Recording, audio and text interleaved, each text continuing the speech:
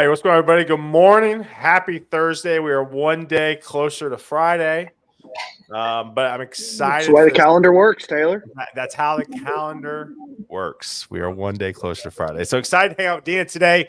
Second time hanging out with Deanna today. Actually, taking the third time. Startup Nashville, and then I saw you for a split second at South by, and then now we're here. So really excited to dive into this episode.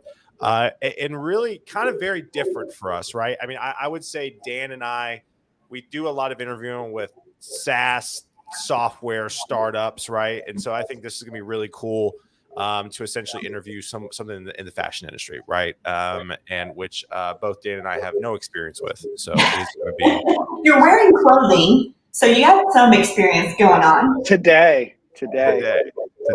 Actually, Dan looks very dapper in a jacket. He's got a lot of good jackets. I will give you that. Shout out to my guy, Andy. Before we dive in, if you are watching this now or in the future, want to know what this thing is, Unicorn Founders was an endeavor that started with Dan and I. Really, Jake too. Jake's no longer with us, and I say he's still alive. He just isn't doing the pod anymore.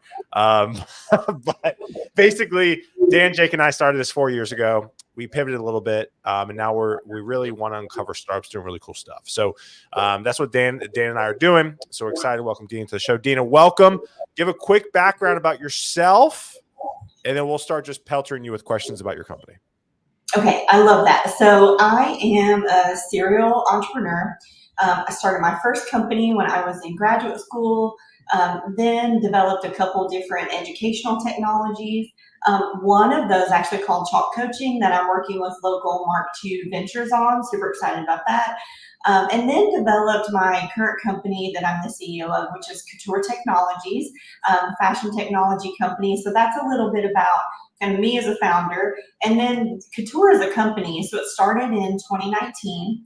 First year was just really deep customer discovery before we started actually coding and building software. We wanted to make sure we understood the landscape.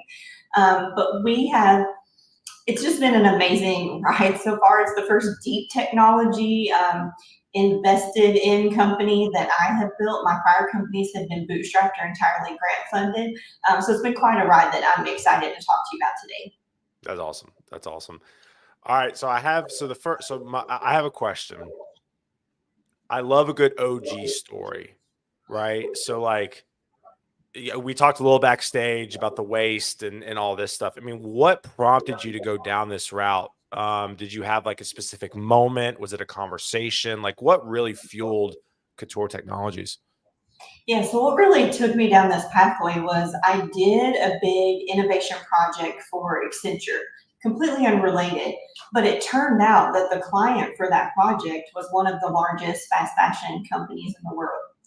To do that project, I had to take a deep dive into that industry. What were the challenges? What were the leaders really thinking about and trying to solve? And this problem of online return rates, I don't know, it just really stuck with me. And it's also something that I've felt as a shopper. So I go on a website, find something I love, have a really hard time figuring out if it's going to look or fit me well.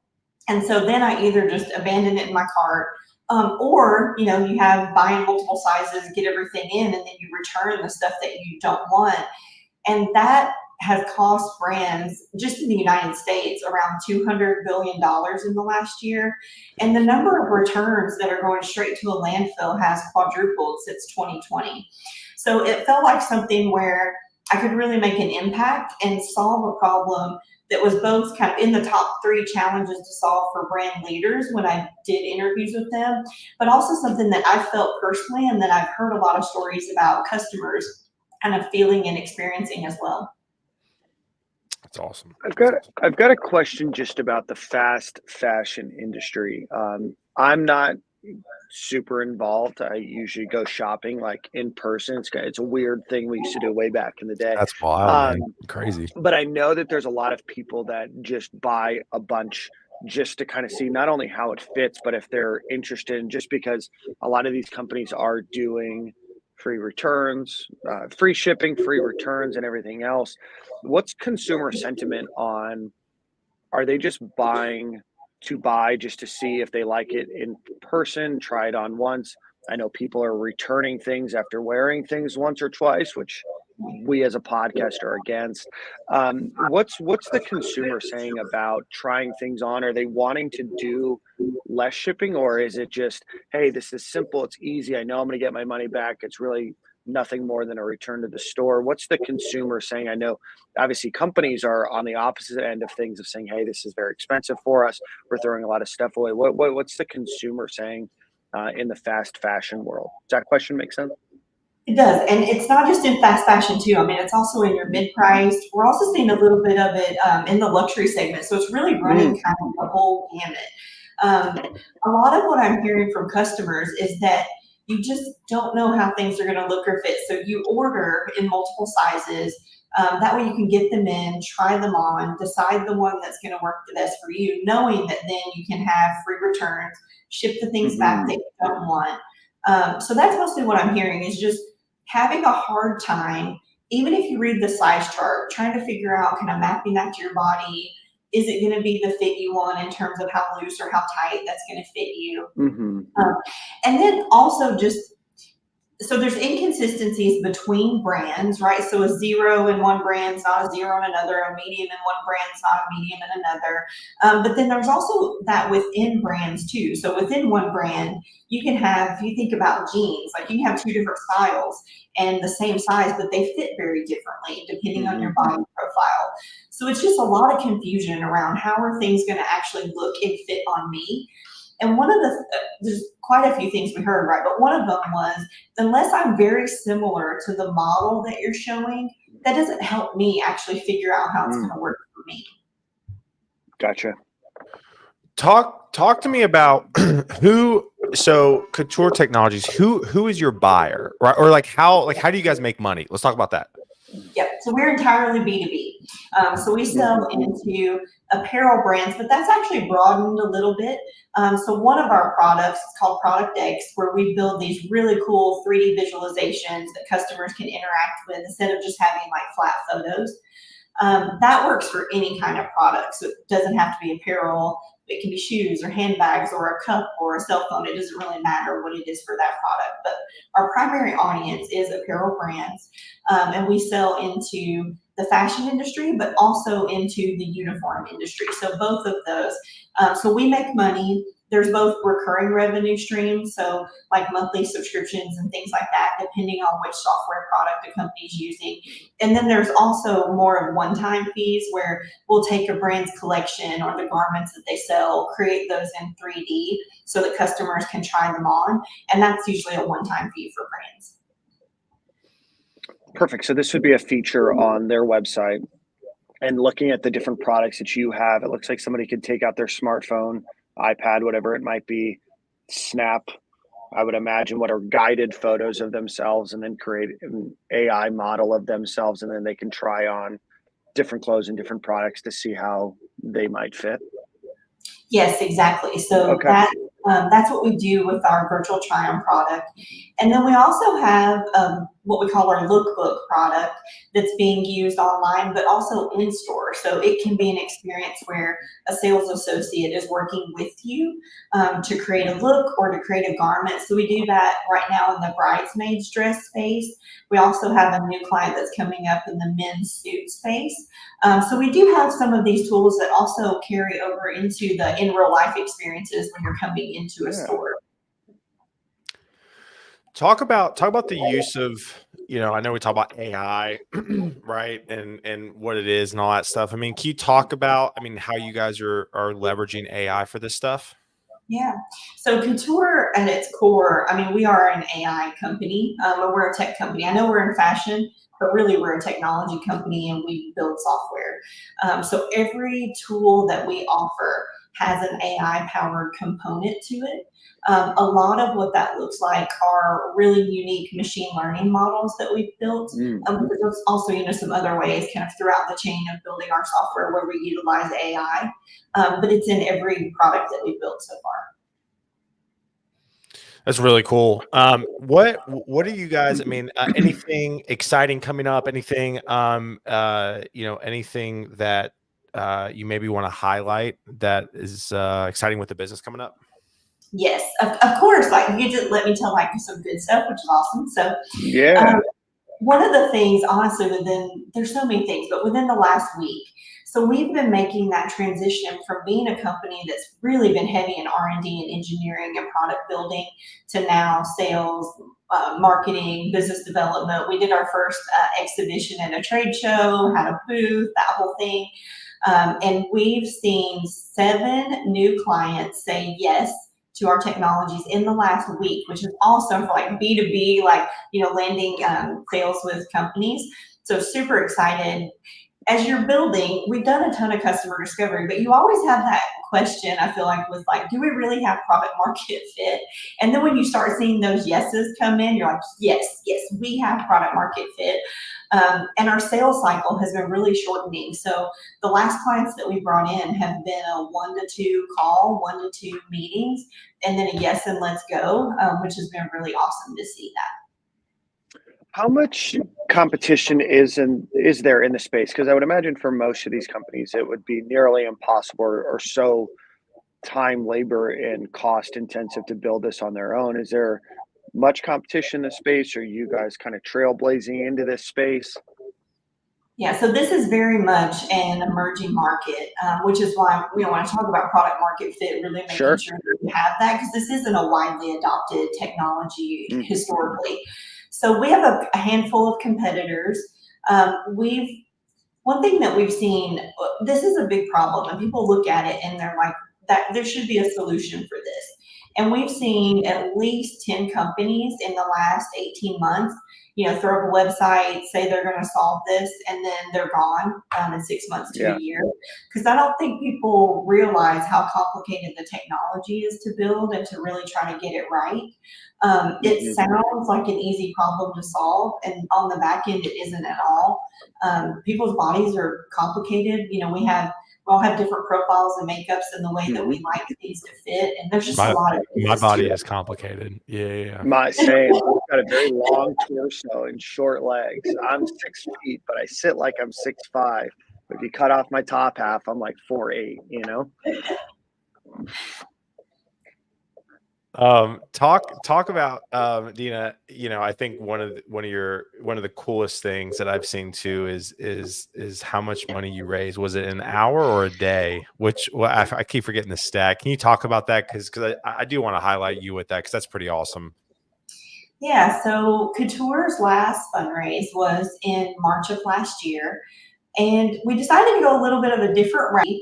Partially because I really wanted to play a conscious role, an intentional role in this conversation that's been going on for over a decade about the amount of funding, that gap in funding for women founders and how much less that is than those for companies that are led by men. So I want to see if there's a way we could structure our raise to play into that narrative in a really positive way and just tell a different story. So we set up a strategy that we didn't know if it was going to be successful or not. We knew it was really risky, but we raised $1.5 million in 8 hours on International Women's Day last year. Yeah. It's a lot of money per second. What's the goal with that? I was just doing some quick math. Taylor will figure it out in a couple of days. You went to South Carolina. Let's see. What's the goal with that? Obviously, it's to continue to improve tech. Obviously, the marketing and as sales outreach, etc. But what are you guys going to hopefully use that money for? And then ultimately, what's your path to really growing this company from not just a revenue perspective, but how big do you think Couture Technologies can get? Yeah. So that fundraise was really around a couple of things. The first customers, even before the products were ready, the first customers that we signed were in extremely large companies, like almost $1 billion companies. And so we knew at that point, when those contracts started coming in and those relationships started materializing, that we were going to need to staff up. So we grew Couture's team to more quickly finish our product development and then also be ready to serve those clients. So that was really the purpose of the raise. Also working on, in software, making sure that it's scalable, making sure that we would know challenges as soon as something hit before a customer would ever experience any issues. So it was a lot of getting that right architecture in place, getting all the right checks and balances, making sure everything was scalable. And then, with Couture, this is our growth year. So we just started really selling into the market this quarter. And, it's our chance to try to fuel that fire and grow as quickly as possible. So we're actually going to open up another round just to help us do that. As we've seen, like I said, seven clients in the last week, making sure that we can accommodate all of the traffic that's coming our way and get those customers onboarded and served really quickly. So we're in a growth year. We're going to be trying to grow Couture as much as possible. And then the ultimate goal with Couture and what we've seen with other companies that are in our space will be to either get acquired by a tech company or an apparel company. We've seen both of those things happen. I don't know exactly, of course, when that timing is going to be, when I'm going to feel like, we've gotten this to the point where that's the best strategy for the future growth of the company, but that's definitely where we're heading. Oh, geez, I just had a fantastic. Oh, how does your product work? Is it a monthly subscription? Is it a certain number of hits or usages per month? How does that work? Yeah, so it depends on the product, but typically it's a monthly subscription fee for the tool that we have on the website, or in some cases that's available to store associates in store. And then a fee per garment or per product. Like I said, not everything that we do is apparel, but a fee per product to create those 3D assets. We use those in our lookbook. We use those for virtual try-on, but those 3D assets also help a company build up their library. So those are files that they can use in other ways too, if they want to do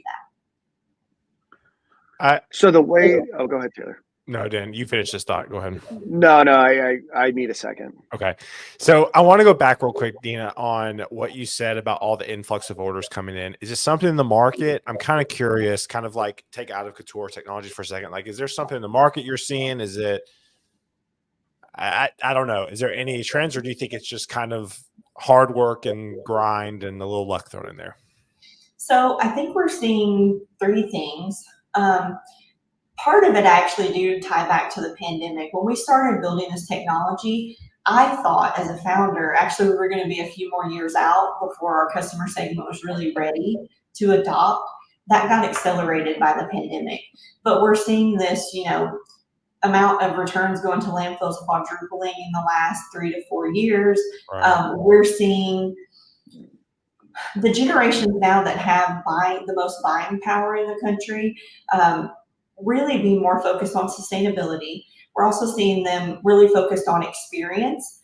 These are people who've grown up with technology, and that's a shift in the way buying behaviors happen. So we're seeing that. And then we're seeing brands. It's a really competitive landscape. And so it's really hard to acquire new customers. And when you can have this kind of experience that really draws your customers in and gets them to interact with your product, spend more time on your website, be more likely to shift from just putting something in the cart to actually making a purchase, that's of high value right now. So those are the things I'm seeing come in just from all the customer conversations that we've been having. I think that's good. I think it's such a good product because, like, I mean, first off, like, I hate shopping. I mean, I'm obviously like, your typical male, but I actually like going into stores because everything fits me differently. Right. And I think, I mean, I'm sure it's like that for women too, but there's some brands that I know exactly what I am. And I'm actually don't want to buy from brands that I want to buy from because I don't want to deal with ordering something, having to return it. So I would rather just go, you know what, forget. I'm just going to keep buying from my same 3 brands that I like. And so I think is so huge because I think it'll open up just so much more business for companies. Yeah. That's really hard for new brands, right? When you have that kind of behavior with customers where they're like, I'm just going to go to what I know. That's really hard for anyone new to break into the market. Or even when an established company is introducing new product lines, it can also be a challenge for them when there's some new fit or new thing that then you're not sure how that part's going to fit you. It's a really challenging time, I feel like, to be a brand. Yeah, agreed.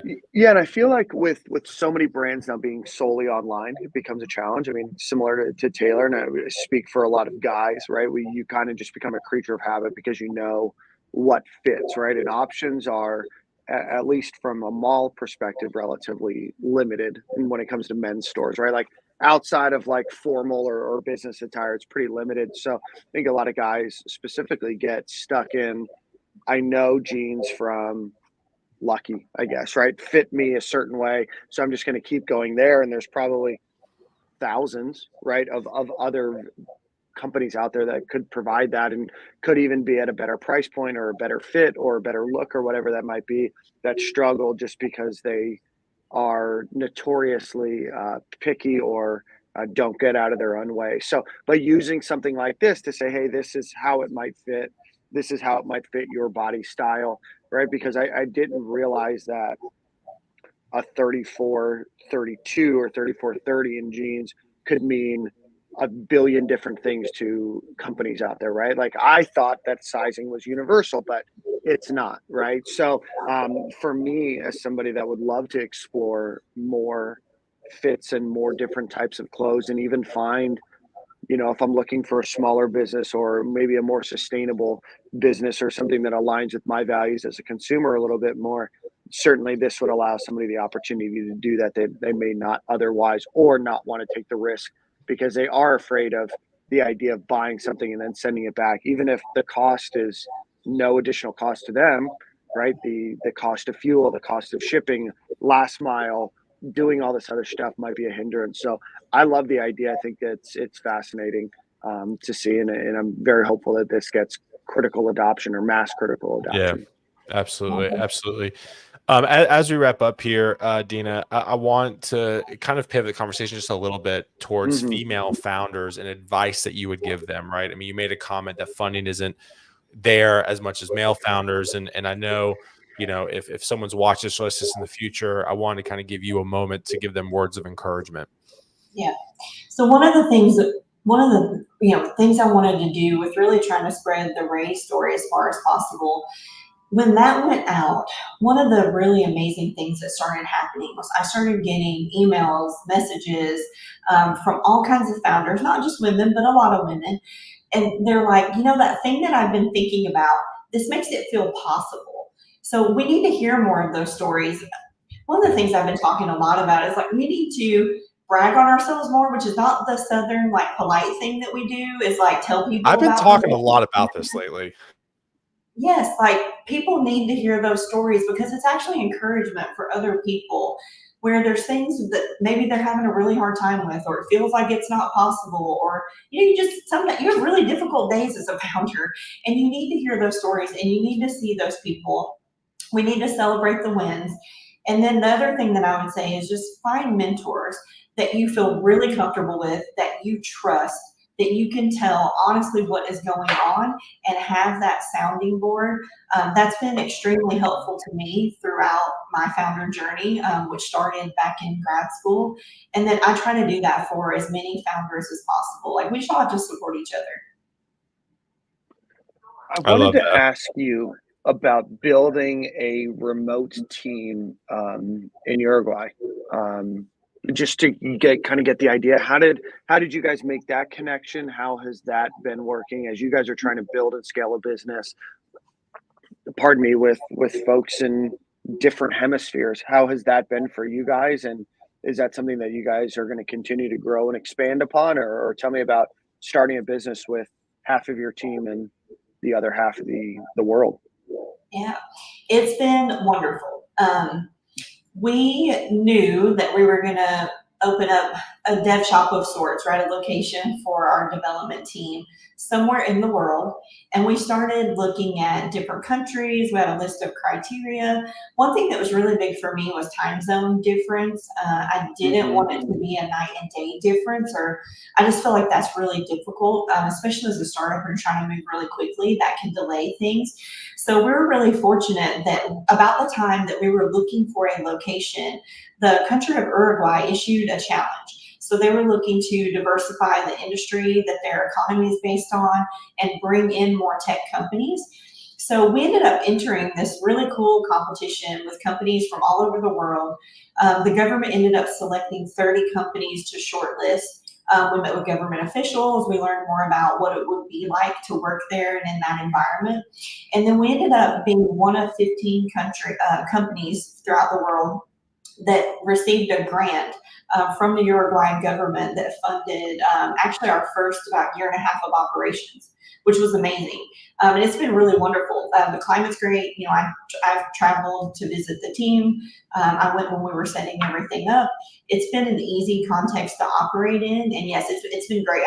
There have been no downsides or minuses for us on that part of our strategy. That's incredible. That's really awesome to see. I've heard a lot about South America development. There's a lot that is being created there and a lot that's being moved there. So that is really cool, and I'm happy that worked out for you guys. And congratulations, certainly on the grant. What's next for you guys? Obviously, continued adoption and continued growth, but I know acquisition is probably somewhere in the windshield. But how do you guys continue to grow and scale? Is it just getting your word out there and just getting more customers, or? Yeah, so we've got two strategies that seem to be working really well right now. But my teams, we're actually going to be, I think it's 2 weeks from now, we're going to be headed to Los Angeles. So we've got a second exhibition booth that we're going to set up, connect with more brands. We have an AI-powered inbound strategy that's been generating lots of leads, really good leads that have been coming in for us. We're going to keep optimizing that. But now it's just go as fast as possible, add as many customers as possible. We're seeing some really interesting data come in, which I love. I'm kind of a data junkie, come in from the first customers that have now had several months using our technology. Everything from the bridesmaid tool that we launched. In the first 2 weeks, with really no promotion, we saw 13,000 dresses created in our lookbook technology. And so I just love those kind of numbers. I love the stories. With Freedom Company, we've seen 0 returns come in since that launched in the first week of February. So I just want to see more of that data come in too. I think if you guys could just absolutely corner not just this industry, but the industry of bridesmaids dresses and tuxedo rentals, I mean, you guys could be a $1 billion company just on that, right? I remember when my groomsmen were trying on their tuxedos, no matter what sizes were sent, they were off. And I mean, having been a groomsman in so many, and people that I know that have been in bridesmaids and everybody else, it's just, I know it's an industry that it's ripe for getting better. So hopefully this can be a resolution to that. Yeah, I mean, we want to be one of those disruptive technologies. We want to change the way this experience is for customers. And I'm really excited about what the next couple of years hold as we're trying to grow and we're onboarding new clients. That's cool. That's awesome. That's I'm cool. rooting for you guys. Really cool technology. Excited to watch you guys continue to grow. Yeah, absolutely. Thank you so much for having me on. Yeah, absolutely. Thank you for coming on. This has been great. I love talking more about the business. This has been really, really cool to get more of an idea of what you all do. If a company hears this and is interested, what's the best way to reach out to you? Yeah. So I am just Deanna@CoutureTechnologies.com. I welcome anyone to email me that's interested, both from the founder perspective, but also if you're interested in seeing the products, being a customer. But our website is CoutureTechnologies.com. And then if you want to check out the tool in action, that virtual try-on I talked about, you can go to freedomcompany.co. Really awesome, sustainable products. So, go on there, take a look, create your avatar, buy something if you feel compelled, but you can find us either of those places. And then for that bridesmaids tool, it's live on 3100 West is the name of that company. So go check that out if you have a wedding coming up. That's awesome. I love it. I love it. Well, y'all, thank you again. For those of you tuning in, thank you for watching with us. We'll be back next week. Deanna, thank you so much. Stay on so we can say bye to you backstage, but y'all have a good one. We'll see y'all next Thursday. Peace.